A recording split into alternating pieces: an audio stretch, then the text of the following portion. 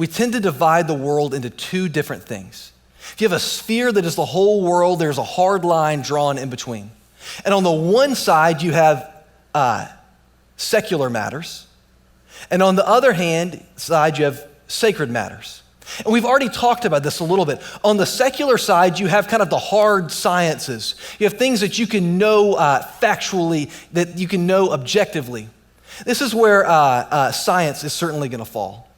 And then on the sacred side, you have those things that are more subjective. So you have your values and where you have your religious experience. And the assumption that we have had since the 18th century is that these two things should be divided, and that secular matters are public matters. These are things that we can talk about in public, and sacred matters are private matters. Those are things that you need to keep to yourself. This is why, if you have ever said this yourself, or that you have ever heard somebody say this is where it comes from. When people say, look, I'm religious, but that's just something that I keep to myself. Maybe there's nothing wrong with that, but you need to know that is a product of Enlightenment thought that would have been totally nonsensical to people living in Jesus' time. In Jesus' time, there is no line between these two things.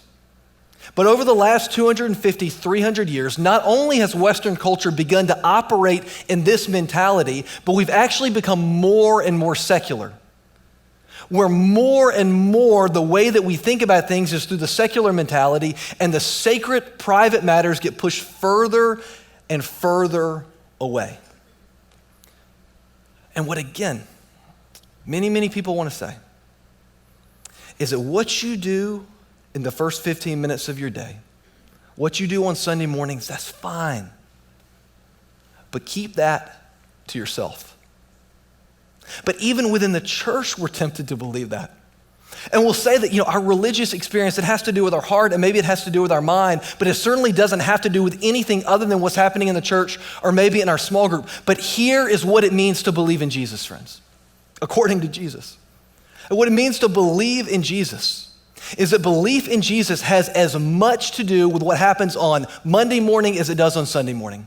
Belief in Jesus has as much to do with 9 to 5 as it does the first 15 minutes of your day. And belief in Jesus has as much to do with what happens in the boardroom and in the living room as it does in the sanctuary and in the small group room.